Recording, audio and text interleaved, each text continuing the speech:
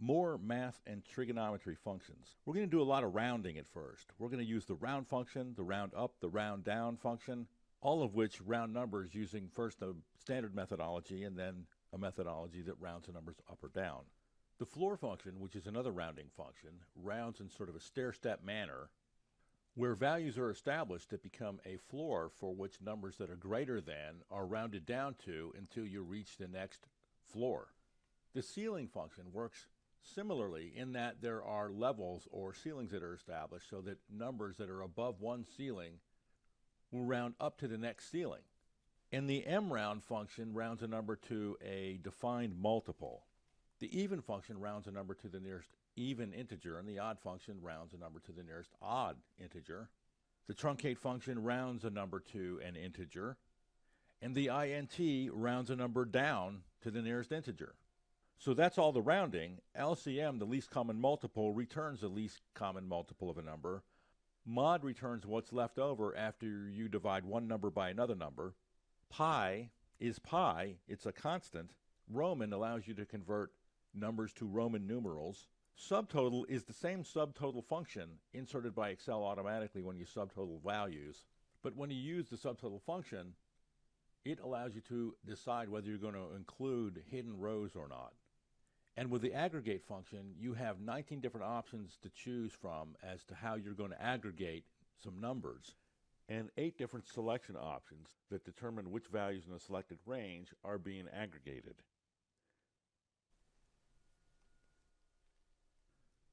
So we've got a lot to cover. In the introduction, you can tell that there are a lot of ways to round numbers in Excel. We're going to cover 3 of them, the round down, and the round up function. I've got a series of numbers in column D that we're going to round, and within each function, there's an argument that we're going to define using the values that's in row 16. So beginning with the round function, tabbing that into the cell, we're going to round the values that are in column D, and I want to make column D absolute and 17 relative, or a mixed reference, by pressing F4 3 times, comma, and the number of digits one around to, we're going to make 1, and I want to make 16 an absolute reference in column F relative. So I'm going to press F4 twice. Close the parentheses and Control Enter. So the round function will round using conventional rounding rules. I'm going to Control C and copy this formula, which is the function, into all of those cells, enter, and then I'm going to click off.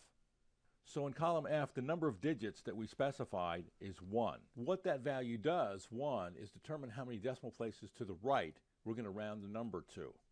So that 1.25 that has 2 decimal places will round to 1.3. Since the last value is 5, the 0.2 rounds to 0.3 if you're only displaying 1 decimal place. 0 would display 0 decimal places. So the conventional rounding rules will round 1.5 up to 2 and 2.5 up to 3, and -1 moves the decimal place over 1 place to the left. And then since we're dealing with 1-digit numbers, once we do that, the rounding function rounds to 0. If one of those values was 5, that would round that value to 10. I'm going to Control Z and undo that. And now we're going to do the same thing with the round down function. Round down, tab, round that number, F4 3 times, comma, the other argument's going to be defined above, F4 twice, close the parentheses, Control Enter, Control C, copying down and over, and left clicking off of that. Round down rounds 1.25 down to 1.2 instead of using the conventional rounding rules where the round function rounded that to 1.3. And since we're rounding to 1 decimal place, once again, that last value to the right, which is the second decimal place, are all 0. 1.75 will round down to 1.7, and so on. And displaying 0 decimal places, any number that's above 1 but below 2 will round down to 1, and any number that's above 2 but below 3 will round down to 2. And moving the decimal place over to the left 1 position, these values are rounded down to 0. And lastly, finally, the round up function, and I'm going to do this a little differently, equal round up, tabbing that into the cell, selecting the number to round, F4 3 times, comma, the number of decimal places, F4 twice, Control Enter to copy that into all of the cells I've selected. The round up function does something similar as the round down function, only it just does it in the opposite direction. So 1.25 rounds up to 1.3, and in column O, since we're displaying 0 decimal places, any value above 1 but below 2 rounds up to 2, and any value that's above 2 but below 3 will round up to 3. And what's returned in column P may have been different than what you might have expected. But since we're moving the decimal place over 1 place to the left, and we're rounding up, 1 will round up to 10. In fact, all of those numbers will round up to 10. And if the last number is 11, it'll round up to 20. So more rounding, the floor, the ceiling, and the mRound functions. I've got a similar structure where in column B we have numbers we're going to round, and in row 15 this time, I've got the values that are going to be part of the arguments that are defined for these functions. So the floor function, and I'm going to select all of the cells I want the floor function to go into, FL tab. The number we're going to round is in cell B16. I'm going to F4 3 times to make B an absolute reference, comma, select cell D15, F4 twice to make 15 an absolute reference, and to make the entire reference, of course, a mixed reference, Control Enter, and clicking off of that so we can see what's happening here. The floor function rounds numbers down to an established floor, and then it steps up to a new level that the subsequent numbers get rounded down to until it steps up to another level. So looking in column D, 1 is 1, there's no rounding going on. 1.5 gets rounded down to the significance level, which in this case is 1, it's defined in cell D15, till a new floor level is established, which these floor levels are incrementally increased by 1. That's the purpose of the significance argument. So 2 is 2, no rounding. 2.5 rounds down to the new floor until yet another floor is established. And since we're incrementally increasing these step levels, these floor levels, by 1, the next floor level is 3, and then the next floor level is 4, 5, 6, and so on. When the significance argument is 2, that becomes the multiple of the floor levels. So we begin at 0, and then we establish a floor level with a value of 2, so that anything above 2 and below the next floor level, which has got a value of 4, will round down to 2. We have a similar pattern by setting the significance to 3 in column F, where any value above 0 but below 3 will round down to 0, and any value above 3 but below the next floor level, which is 6, will round down to 3. Ceiling works the same way, only sort of in reverse. Tabbing that into the cell, the number we're going to round is B16. F4 3 times to make it a mixed reference, comma, selecting cell H15, F4 twice, Control Enter, and clicking off of that so we can see this. Instead of a floor being established, a ceiling is established. So with our significance level set to 1 in column H, we know that our levels are going to be incremented by 1. And instead of rounding down to a floor, once we're above a level, the values will be rounded up to the next level, which in this case is 2. So 1.5 becomes 2, 2 of course is 2, 2.5 rounds up to the new ceiling, which is 3, When we set our significance level to 2, like we did in column I, the first ceiling is 2. So anything above 0 and below 2 will round up to 2. And then anything above 2 and below 4, which is the next ceiling step level, will round up to 4. And it continues that way. And then in column J, we've set our ceiling to be a multiple of 3. So the first ceiling level is 3. Any value above 0 but below 3 rounds up to 3. And any value that's above 3 but below 6 will round up to 6. And finally, at least for this segment, the mround function, selecting the number to round, F4 3 times, comma, selecting the multiple, F4 twice, Control Enter, and then clicking off of that so we can see what's going on here. So the mround function rounds to the nearest multiple. So the multiple establishes the numbers for which the numbers we are rounding are going to be rounded to using the standard rounding convention rules. So when we're rounding to a multiple of 1, which we are in column L, we begin with 1. The next value that we're going to be rounding to is 2. And using the standard conventional rounding rules, 1.5 rounds up to 2. 2 is 2. 2.5 rounds up to 3, which is the next value using the multiple of 1. Using a multiple of 2 in column M, we begin at 2. 1 will round up to 2. 1.5 rounds up to 2. And the next level using the multiple of 2 is 4. And again, applying the standard rounding rules, 3 will round up to 4 rather than down to 2. 4 is 4. 4.5 is still 4 because the next value using the multiple of 2 is 6. And then on it goes. And in column N, we've used a multiple of 3.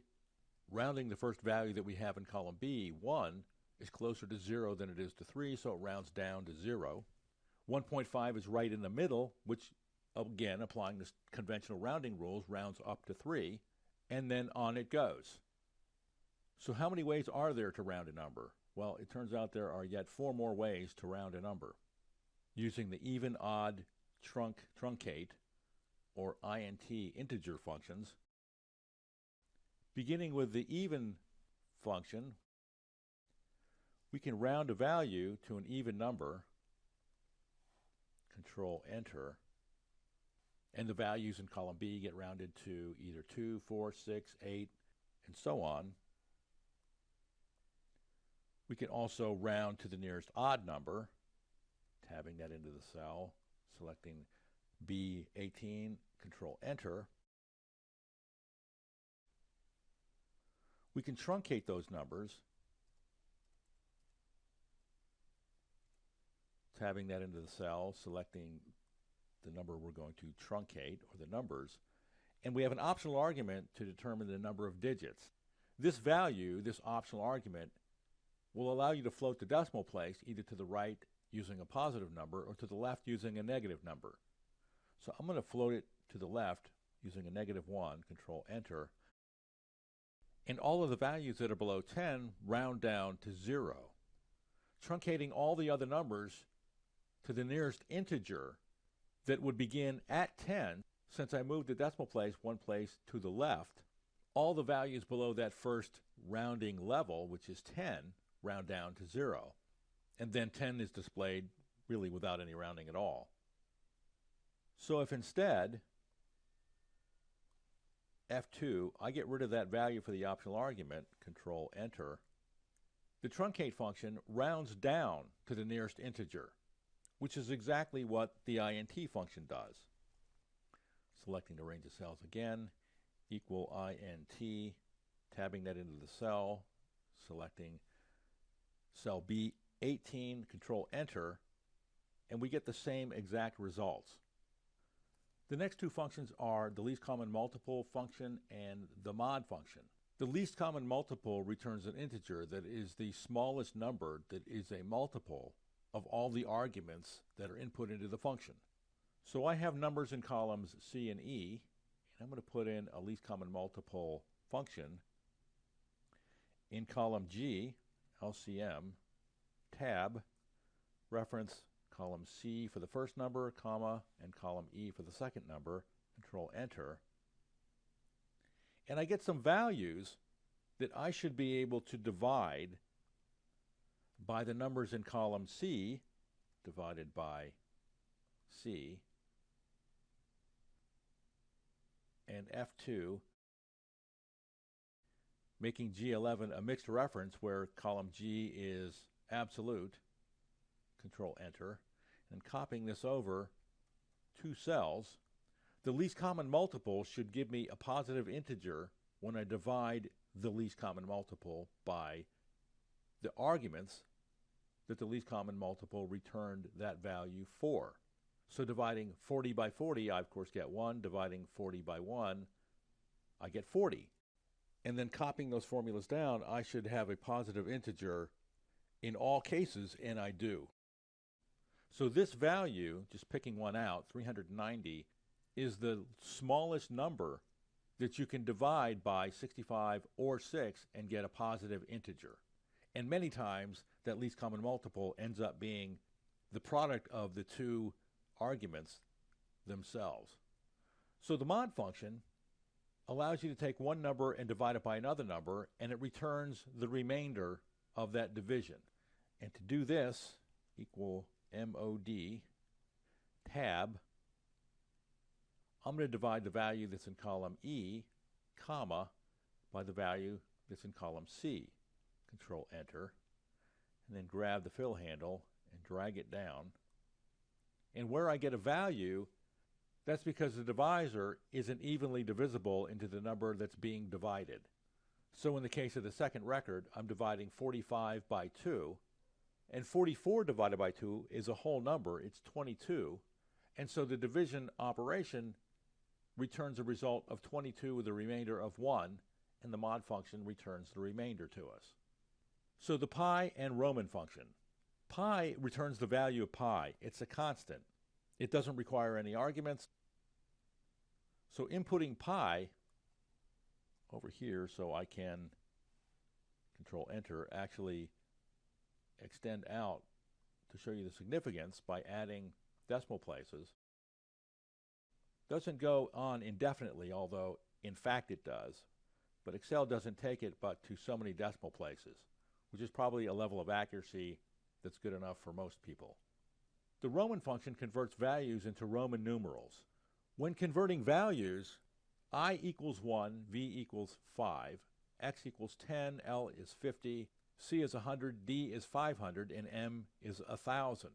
I'm going to select these range of cells and put in the Roman function, tabbing that into the cell. The number that I'm going to convert to a Roman numeral are the numbers listed in row 15. I'm going to need to make 15 an absolute reference by pressing F4, which makes the entire reference a mixed reference. And the form of the Roman numeral is 5 options, which allows us to, where possible, have Excel make the display of the Roman numeral more concise, which in essence means it's going to use fewer alphabetic characters to display the same value, showing you what that looks like, and then making F an absolute part of that function by pressing F4 3 times, Control Enter, and clicking off of that. So in column G, 499 is displayed as a Roman numeral, beginning with C, which is 100, which is to the left of D, which is a greater value, which is 500. Since it's to the left, you subtract the 100 from the 500, which gives you 400. And once again, X, which is 10, is to the left of the next character, which is C, which equals 100. And since it's to the left, you subtract. So we're at 490. And I equals 1, which is to the left of X, which equals 10, which is a greater value. So you subtract 1 from 10 and get 9. So we have 499. But that's a long way to go, considering that same number can be displayed with ID and applying the conventions where I is less than D and it's to the left, it's subtracted from the value of D, which is 500. I is 1. And the Roman numeral displays the same value, which is 499. So this concise level setting will simplify the Roman numeral, if it can be simplified, up to 4 times. And this number up here just allows us to establish an interval for the other values that we're generating a Roman numeral for. The next function we're going to talk about is the subtotal function. And there's a few ways to actually impose this subtotal function in a cell. One of the ways is to use the ribbon.